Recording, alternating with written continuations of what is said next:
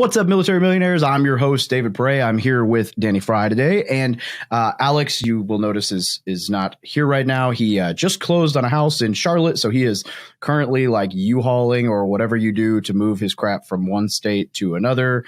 And I suppose that's a good excuse to, not actually make it on a recording while driving. So that being said, Danny is a retired Army and is a friend / I guess business partner at this point of two guys that are both members of the mastermind, but also just really solid dudes. So Octavio Mota and Adit Shah. And as I was telling him before the recording started, Adit saved my ass once in San Diego. So I pretty much anytime his name comes up, I make it a point to throw that out there because, he super inconvenienced himself and went like an hour and a half out of his way to help me when my car blew up the day I was supposed to be PCS or leaving California. So super cool gentleman. And so I'm super excited to hang out with you, Danny, and hear your story and talk real estate. Welcome to the Military Millionaire Podcast, where we teach service members, veterans, and their families how to build wealth through personal finance, entrepreneurship, and real estate investing. I'm your host, David Pere, and together with my co-host, Alex Felice, we're here to be your no BS guides along the most important mission you'll ever embark on, your finances. Vehicle 1, you're clear to depart friendly lines. Roger, Vic 1, Oscar Mike. Hey guys, if you're looking to take your investing, business, life, or just yourself to the next level, then I have something for you. The War Room Real Estate Military Mastermind Group is a mastermind group that meets weekly in small groups of 5 to 6 people to help you hold yourself accountable and really experience that growth. But we also have a monthly guest speaker that we bring in, and we've had guest speakers that talk about mindfulness, taxes. We're bringing in somebody to talk about marketing. We bring in very specific topics that will adhere to very broad, any kind of real estate investing or entrepreneurship that you want to do, and will really help you out. And we let you ask these speakers questions and get very personal with them. And then back to the small groups, weekly accountability for what you're trying to achieve, and just being surrounded by like-minded people. And they say your network is your net worth. I know that's an overused phrase, but I recommend that you check it out. So just shoot an email to wrmastermind@gmail.com. Once again, that's wrmastermind@gmail.com, and we'll send you some more information. Yeah, perfect. Thanks, Dave, for having me on. Yeah, absolutely. Why don't you want to give a little background to, I guess, how you got into real estate or just how you came to be you and where we're at now? Yeah, that's a great question. I love it. I spent 20 years in the military, and the whole time, like a lot of people from my generation, going into the military was getting out of the military for 20 years. Yeah. And the Army has a way, and the military has a way of forcing you into real estate investing. So, you buy a house, and 8 months later, they tell you got to go somewhere and you can't sell it because you can't afford to sell it. And so you have to start renting it out. After about 5 years before I came back to Fort Bragg, that, we lived in the house for maybe 8 months, owned it for 5 years, and had maybe 1 month of vacancy. And I came back and I'm like, wow, my house is worth $20,000 more than it was when I last lived in it. And, I owe, several $1,000s less than what I originally paid for. And I thought, man, this is pretty cool. We got PCS to Texas in 2011, 2012 to Fort Hood, my wife and I.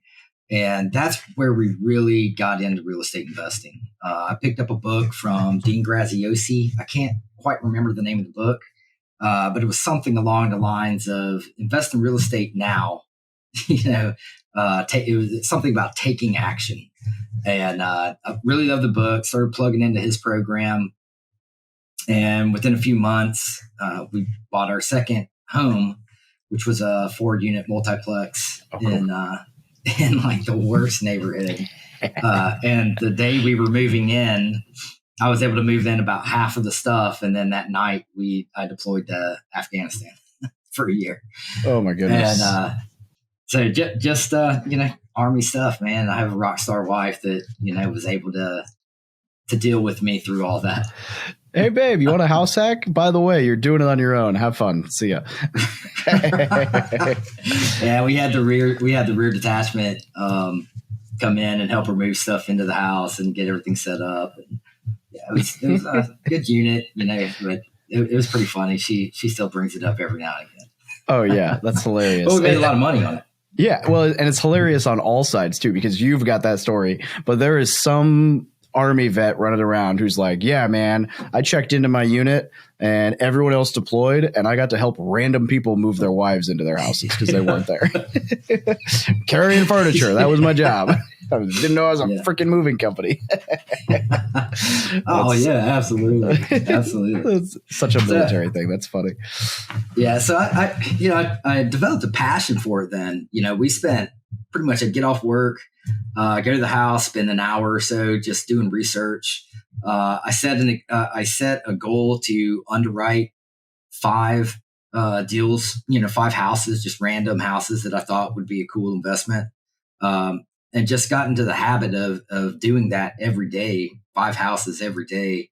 Not necessarily to say yes or no, but to look at it and say, okay, what would my buy number be for this to be a great deal?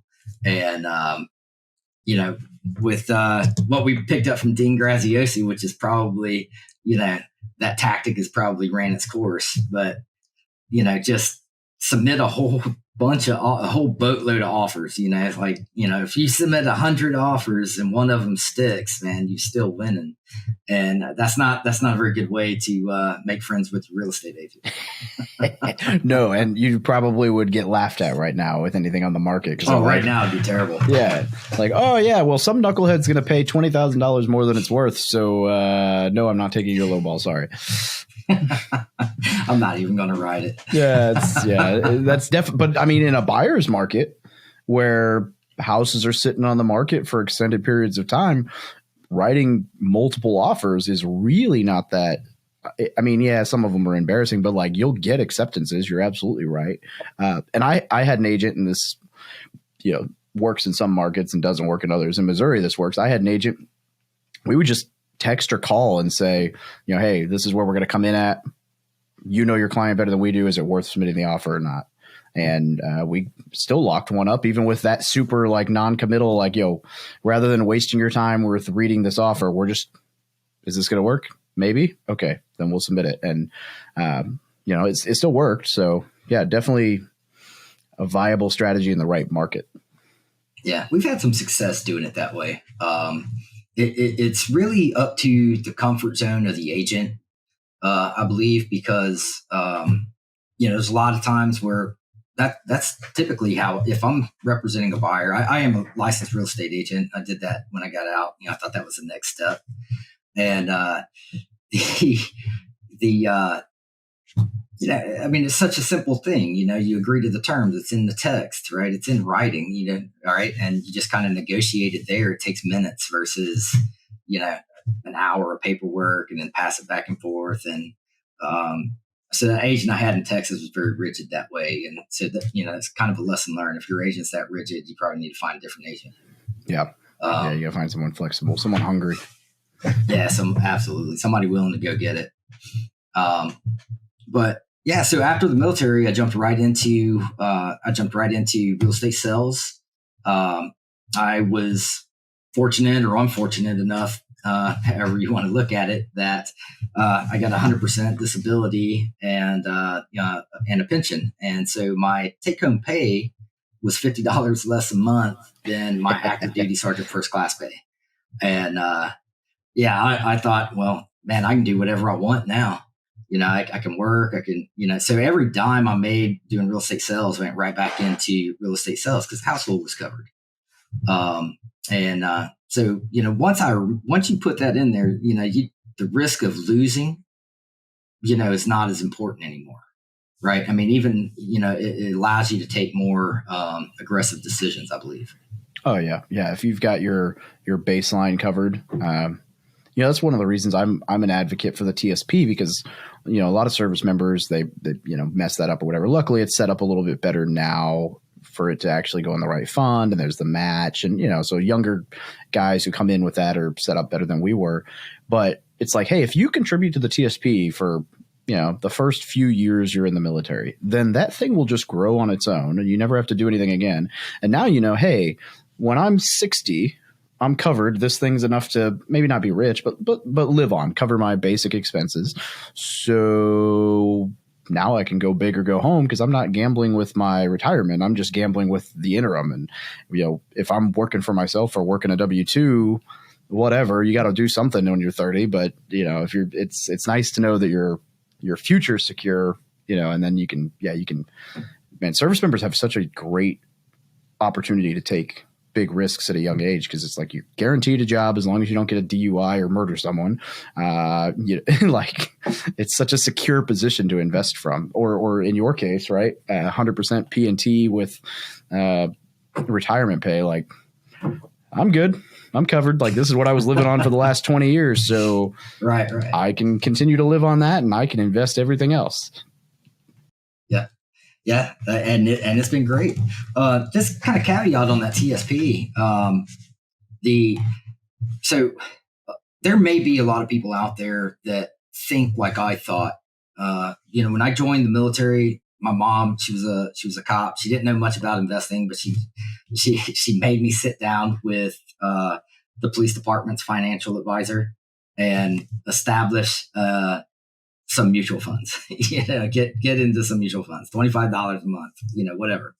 And so we set that up, and I just kind of placated that and then completely forgot about it. A few years later, I got into, I didn't do the TSP route, but I did do an IRA, 401k. Yeah, I guess it was an IRA that set up as a Roth. But my mentality was, I didn't want to save money for 60, 65, 70, whatever that was. I wanted to employ my money in a way that I could do better. I could do more stuff with it now. I don't know if I'm going to live to 65, 70, right? Yeah, I feel you. So what I've learned though, is there are retirement accounts out there that give you total control, self-control over your retirement funds. And so had I had been more aggressive then, I would have had access to it now to be able to invest the way I want to, within a retirement structure. So retrospectively, that mindset of I don't want to put it into a retirement account because I'm not really that concerned with my retirement. I'm concerned with making my money now. That is an actual tool, especially when you get out, you can transfer that and get complete access to it. You can do all of your own real estate investing through that platform, but it's a great place to stack bills and get it ready to employ in a meaningful way.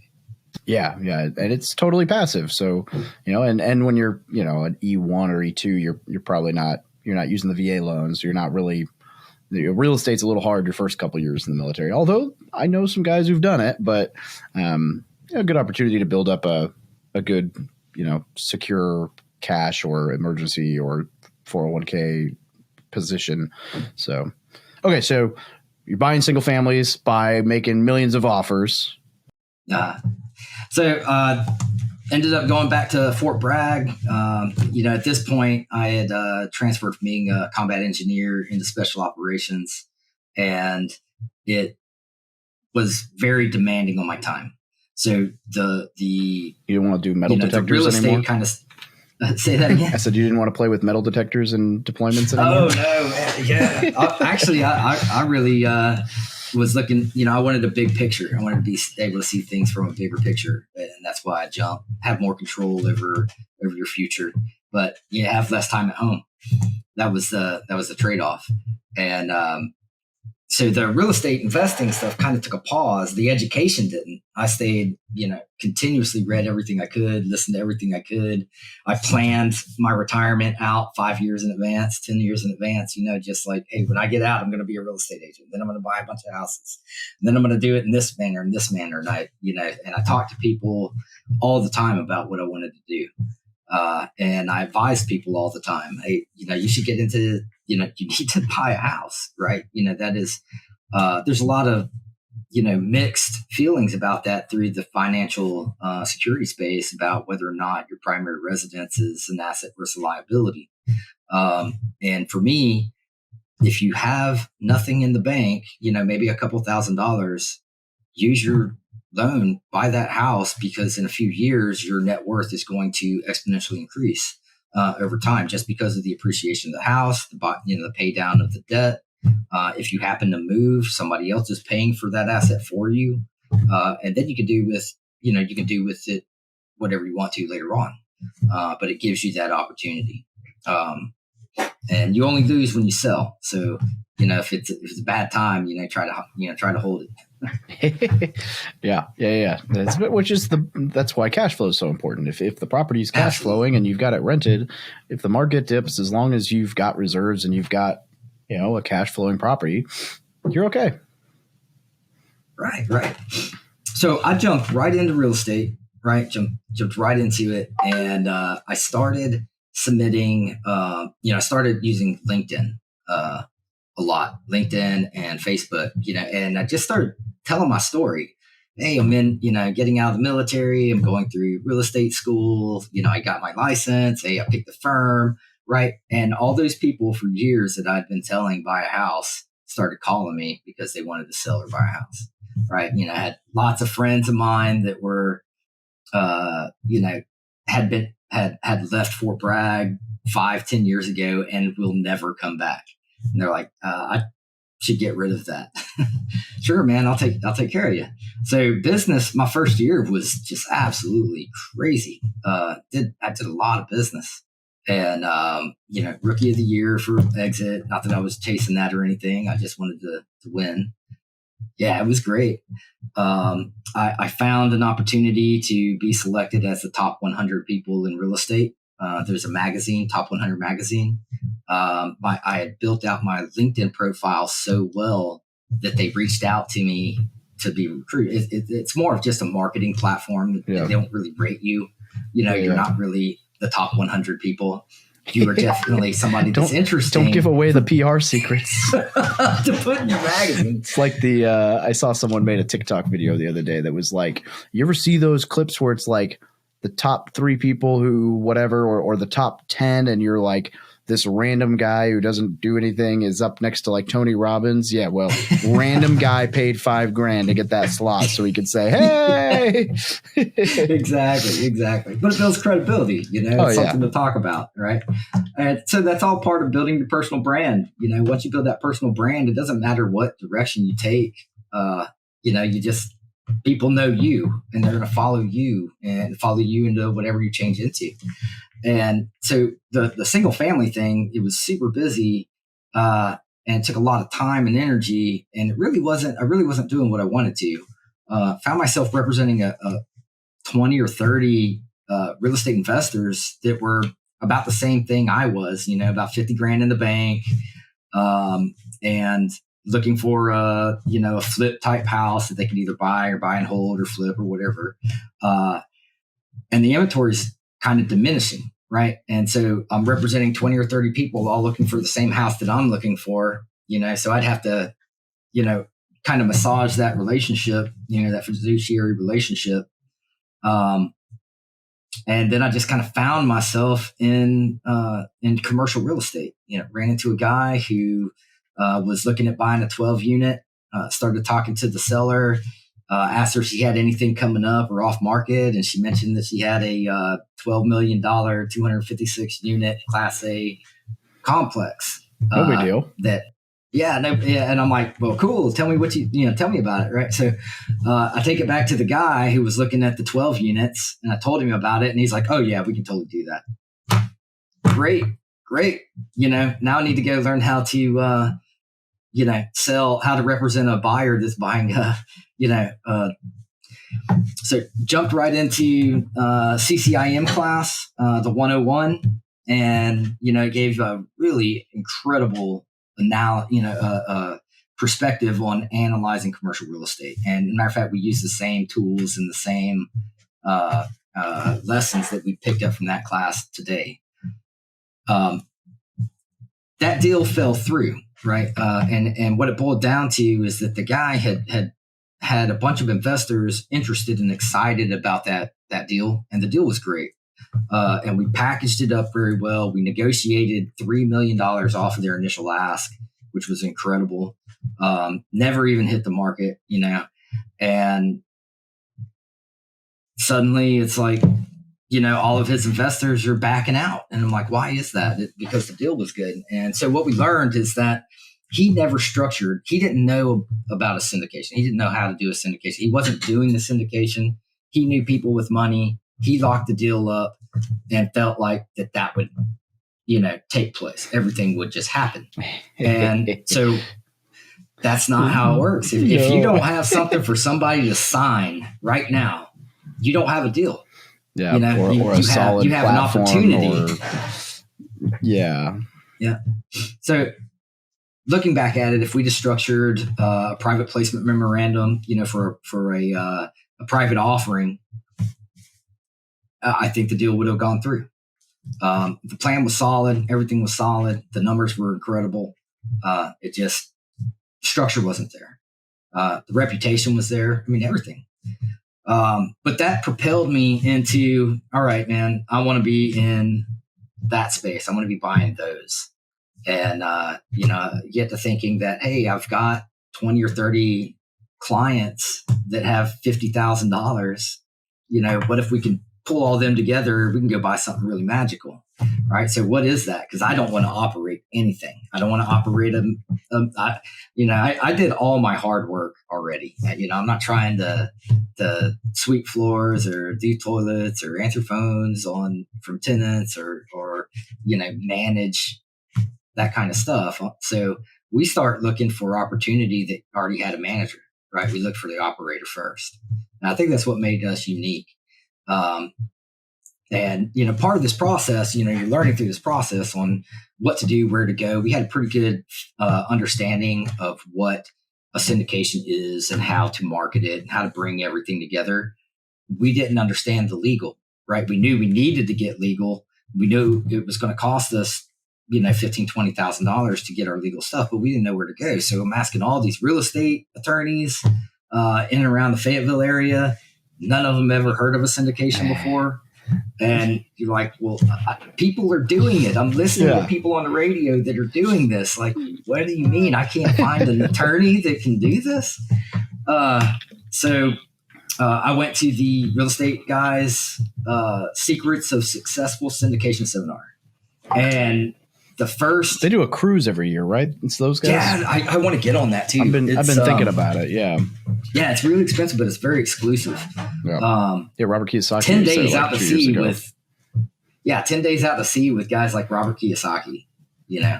And just a really close knit. I mean, I think they have like 1,200 people on the boat. So it's for 10 days, and they stop at Belize and a couple other really cool places. Yeah, but, super cool. Yeah, but their attorneys were great. So, they were the first guest speaker. And I'm like, all right, I got everything I need from this weekend, on day one.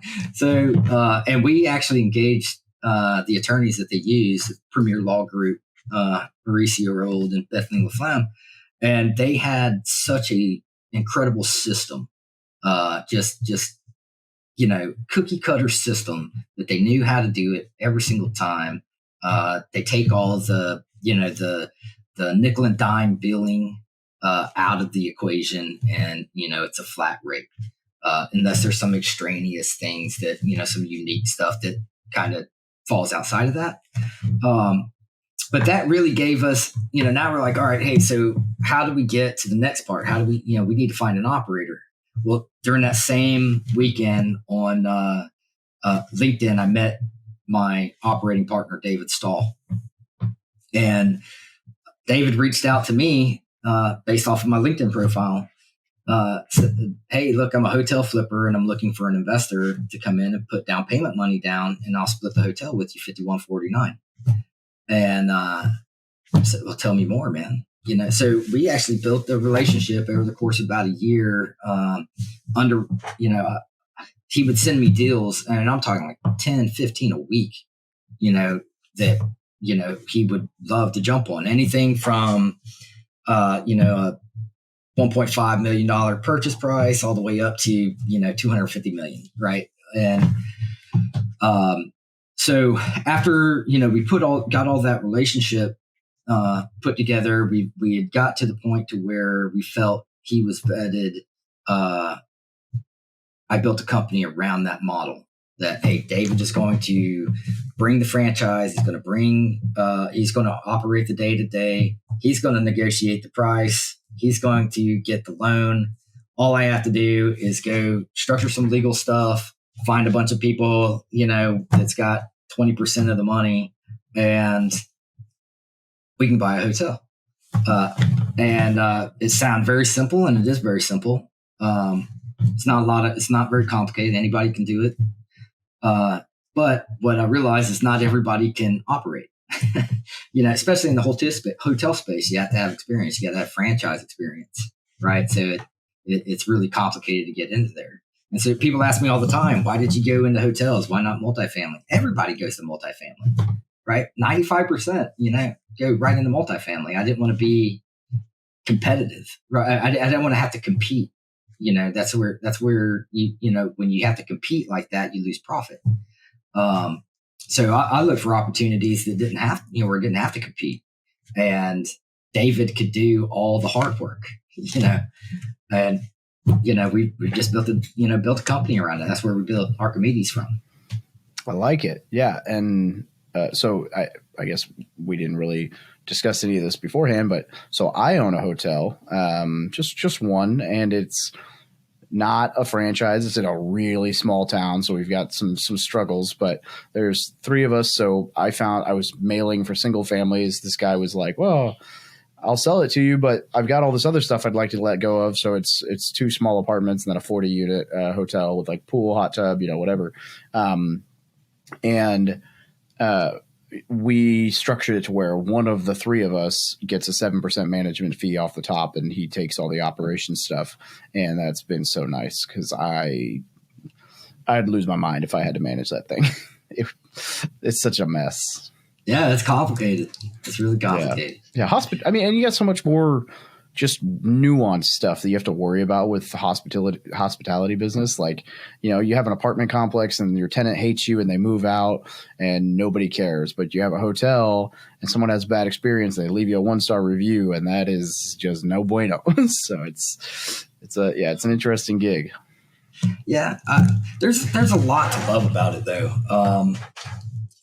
I always kind of correlate this to multifamily because that's what most people know. And I did operate in that space a little bit. So I understand the space, and I understand the underwriting and numbers and everything. And I understand the processes. But with hotels, the thing is that, every month there's this report that's put out called a STAR report. I can't recall what the acronym stands for, but basically it tells you how your hotel performed, what was the occupancy rate, the revenue per available room, your average daily rate, what that was for the last 30 days, how it compared to the last 12, the last year, what was your trailing 3 and your trailing 12 and year to date. But not only does it do that for your hotel, it does it for the entire comp set, the entire competition segment. Yeah. So with the comp set, all the numbers on the comp set are there, right? So, it gives us a clear picture of what the capacity is. So when we're looking at a hotel, it doesn't necessarily have to be a foreclosure. It doesn't even necessarily have to be marketed as distressed. It's profitable. It's marketed as profitable. This is the price that it's valued at based on the income that it receives. But then you look at that report and you realize, you can see that maybe its occupancy was the same or better, but its average daily rate was less, right? So that's where a lot of your opportunity is. So then you got to ask yourself a couple of questions. Why is that, right? Is it because of condition? Because that costs money, right? Capital expense. But if it's management, that costs almost no money, and it's something easy to fix. Really easy to fix. They've done. David's been doing it for 30 years, and so it's just amazing how complacency and poor management factor into the hospitality space. And it's like that with, any kind of commercial real estate, right? It's values based off of profit, or off of income. So if the income's low, you're getting a good deal, you're getting a deal. And a lot of times that puts them at a negative, that puts them at a disadvantage in the negotiation because they know it's underperforming, right? And they look at it as this big hurdle that's going to have that people are going to have to come over. And a lot of people look at it as this massive hurdle, 30 to 45 days. And that's, it's in revenue management, 30 to 45 days, and we fix revenue. That's awesome. That's a quick turn. Yeah, it's really fast. Especially when you can just pause that and highlight how fast that is. If you're doing multifamily, the only two ways you raise rent are, one, renovations, which you mentioned on the hotel. If it's distressed, right, that's expensive. So that could be either one. But the other is when someone moves out. With an apartment complex, you could have your thumb up your butt waiting 9 months for somebody's lease to come up. And then finally you can bring it up to market rent, even if you don't have to update it. Whereas with a hotel, most of those people are going to be gone by the end of the week. So ta-da. Right. Exactly. Oh man, exactly. And, and like one of the other like really interesting things about it is when you're assessing your capital expenses, right, for a multifamily or any other commercial asset for that matter, you're doing the assessment, right? It's you doing that assessment, saying, hey, these items need to be fixed, right? And you're taking on the ownership and the responsibility of the capital improvement for an impact that you want, right? That you desire.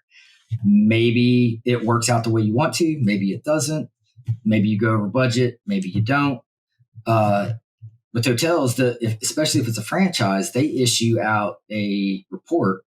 They go in and do this massive inspection and then issue a report called a property improvement plan. And if you want their hotel, you have to agree to that plan.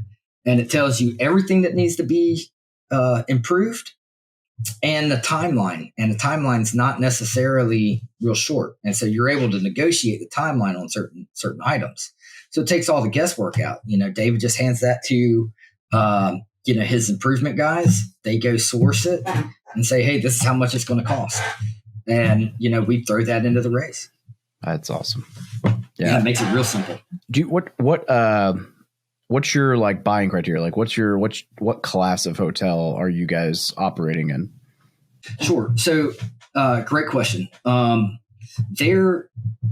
The opportunity that is out there is so vast, virtually unlimited in the hotel space. There was this incredible report, and I'm going to get to your answer. There's this incredible report put out by hotelmanagement.net in August of 2020. And basically what it said is, it took a look at the impact of COVID in the hospitality space, right? And so that impact to COVID, they assessed that 80% of all hotel mortgages were in jeopardy of default, with an expectation of 50% of all hotel mortgages would go into foreclosure proceedings in the coming year, right? And a lot of that is what occurred. So just because you see a hotel that's open and operating doesn't necessarily mean it's not bank owned or franchise owned. Yeah, we had a couple, at least one that I know of that went down and got demoed to build something else here in town. Exactly.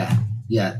We're starting to see an interesting tactic where, multifamily people are shifting into the hospitality space and doing conversions into, and there's a lot of really great benefit to that. Just depends on, there's a niche for it. But so we would get these, David has the capability of managing all the way up to, 5-star resorts with all the bells and whistles, all the way down to, boutique bed and breakfast. So he has that range, and with an experience with every franchise. So there's no there's really no limit to what we can do and what we can take.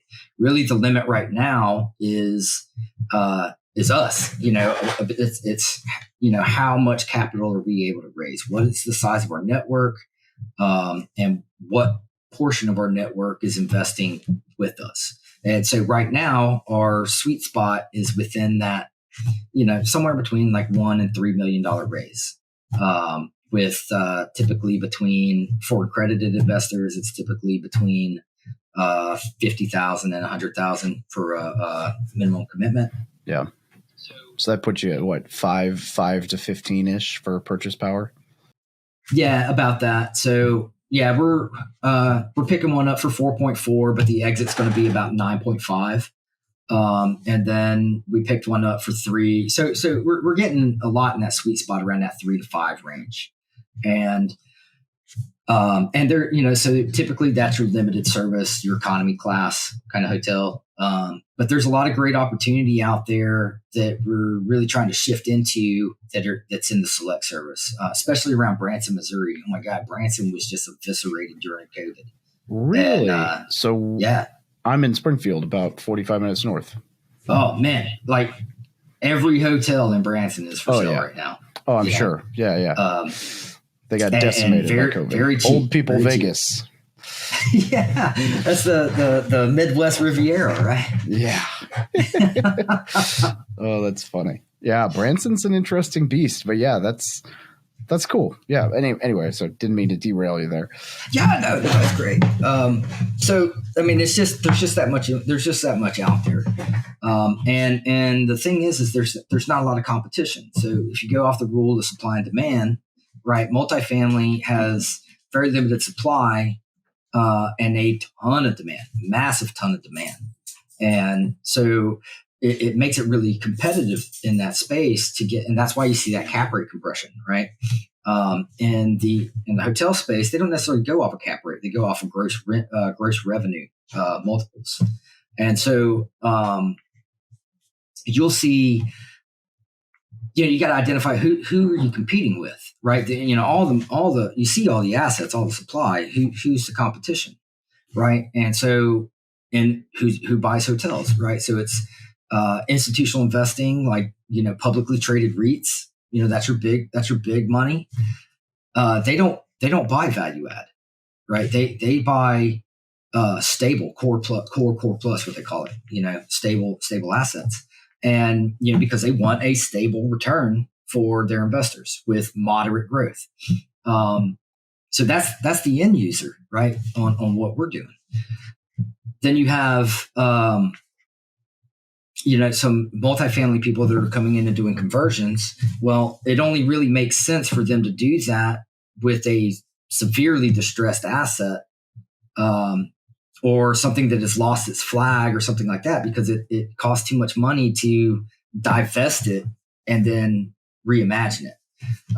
And so the opportunity there is in like these abandoned hotels in these towns that need housing, right? And so governments incentivize them. So there's a lot of great opportunity there, but they're not a competitor to us because that's not what we're buying. And then, so franchises want you to have franchise experience to be able to sell you a franchise. And the banks want that too, to be able to assume the risk. So, and then a lot of those people that had been competitive just got their teeth kicked in the last 2 years from the impact of COVID. So they're not competing. So really, we can pull, we have so much, we can do so much. The opportunity right now is so good. Best time in generation to get into hospitality, but it's so good in hospitality that when we structure, we take 49% of a hotel, right? Raise the down payment money. And that's the investment. And then from that 49%, we won't even send it to our phase 2 underwriting if I can't identify 20% or better internal rate of return for the limited partners, for the investors. So even after all of that, cutting out 49%, taking our GP stake and doing all the whatever fees that have to be affiliated with it, we still find 20%. I can find it all day long. That's pretty impressive. That's cool. Question or two for you. As a guy who owns a podunk hotel, so the super short story about ours is the guy bought it. So it went under 3 years ago, not because of COVID, but because, we'll put it this way. When we took over, somebody called the front desk one day and asked if they could still get a free night stay in exchange for a hit of heroin.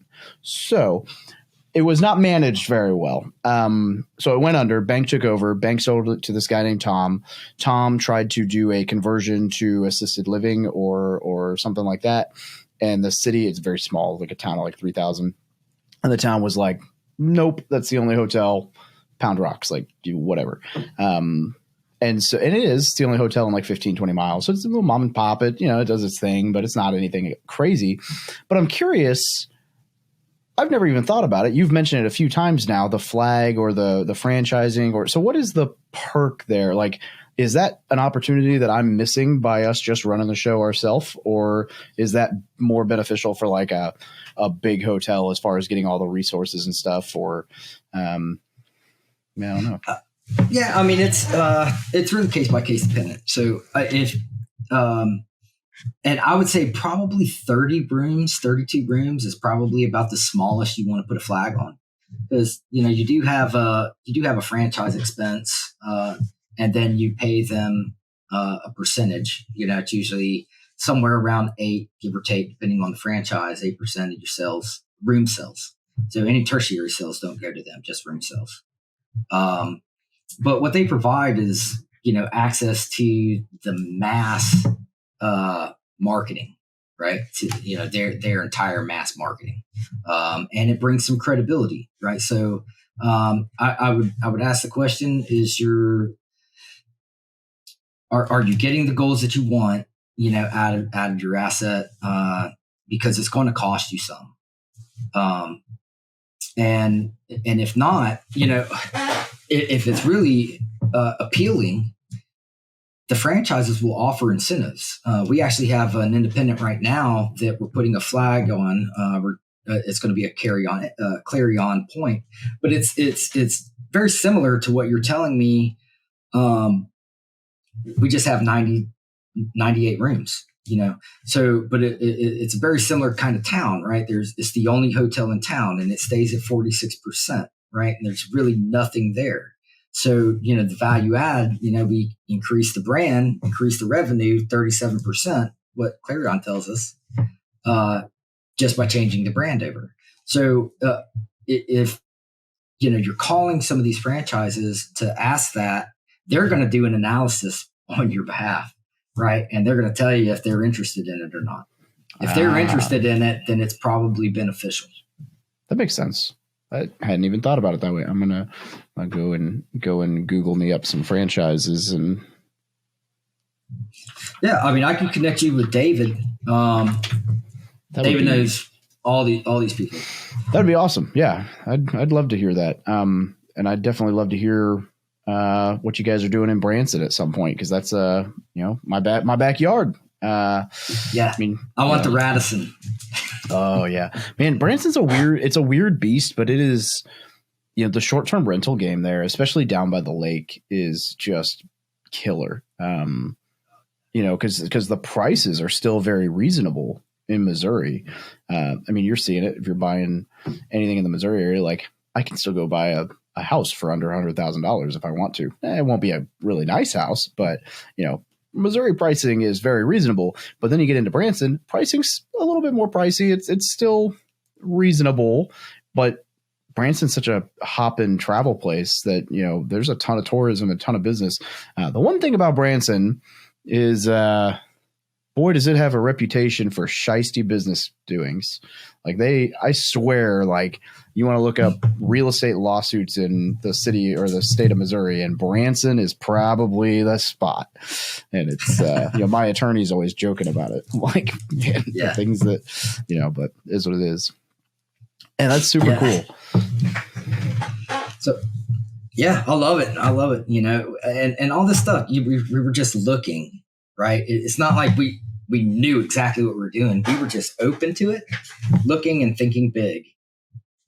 And it all literally just kind of feels like it just fell in our lap. So I talked about Archimedes earlier. We basically created a new company, Tempest 22, with Octavio and Adit, Octavio Moda and Adit Shaw, because it was veteran, all veteran owned and operated, disabled veteran owned and operated. And so we looked at it as something that we could grow really fast. There was a bunch of big thinking partners, highly motivated, and nobody understands that, there's a thing called failure out there, right? That's what you get with veterans, right? Yeah. You always have to achieve you're going your for it. objective. So, so we didn't close Archimedes, but, we have positioned ourselves to into building Tempest 22. And so Tempest was Tempest is a storm, right? Like this hurricane, right? It's very disruptive. So we kind of took that disruptive, we wanted to be disruptive in the private equity space, not necessarily just syndications, but private equity in general. And then 22 in remembrance of the 22 veteran suicides that occur every day, to bring awareness to that. And our intentions are to donate a significant portions of all of our profits into veteran organizations like that. That's cool. That's super cool. And, and I love, all the guys in the group. So that's awesome. And what you're saying about, at 49% occupancy with all your everything else, you're able to return 20% IRR. Like that's pretty sweet. Yeah, it's pretty impressive. I really, really enjoy it. And now the real kicker question, I suppose, is you're running them at 49%. What do you think your average actual occupancy is? I mean, obviously that varies a ton, but it does. But typically between 40 and 60% in hospitality, right? Your averaged occupancy over the course of the year is between 40 and 60%. That 60%, that's where you really start increasing the price of the room. Oh, yeah. Oh, I didn't even think about it that way. Yeah, that makes sense. Dynamic pricing. That's why, revenue management. That's why you see so many that are, that there's such a value. Even pre-COVID, we were finding deals, we were searching for deals just like that were cash flow positive, in markets that we liked, and that it had at least 30% growth potential. And they were everywhere. You can still find them everywhere. So it's not going to go away. The opportunity is not going to go away. It'll just, kind of shrink a little bit. Just right now, it's, you can throw a rock and hit it, That's funny. Yeah. It makes perfect sense that this is the time. And it's been good for us for the most part. So that's awesome. Well, hey, I know, I don't want to be disrespectful of your time. And I also, unfortunately have a hour-long drive to go to a city council meeting here in about an hour, 45 minutes. So before we roll, though, and this is awesome because I just, I think you're the first person I've ever had on the show who does hotels, which is cool to offer a different perspective on everything. But how do people reach out if they'd like more information? Sure, absolutely. I am all over LinkedIn. I'm on it every single day. So you can find me, Danny Frye, at LinkedIn, on LinkedIn. Our company has a Tempest 22, also has a company page. And our website goes live today, tempest22.com. Oh, right on. Well, I think we are already LinkedIn connections. Look at that. Perfect. Probably just because we have 204 mutual connections. So it sounds like we both kind of do the same thing on LinkedIn, which is that's awesome. That's phenomenal. And, I look forward to hearing more about what you guys are doing and what y'all's success is. And I would definitely love a connection to David to talk flagship stuff, but also keep me in the loop whenever you guys are dabbling in the Branson area. I if there's anything I can do to help or, I got feelers here. I'm right down the road. So happy to help or happy to chat. Yeah, perfect. I appreciate that. Next time I get out to that area, or you get out to the Fort Bragg area, man, we'll have to catch up and catch a beer or something. Yeah, absolutely. Adit's going to be here in 2 weeks. He's coming out. We're doing a local event and for some people in the mastermind group, and he's coming. So, oh, that's awesome. Yeah, it'll be good. So, yeah, good deal. Awesome, man. Well, hey, thank you very much for joining me today. All right, I appreciate you, David. Thanks for having me on. Absolutely, anytime. Thank you for listening to another episode about my journey from military to millionaire. If you liked it, be sure to visit FromMilitaryToMillionaire.com/podcast to subscribe to future podcasts. While you're there, we'd love for you to rate the show, give us a review on iTunes. Now get out there and take action.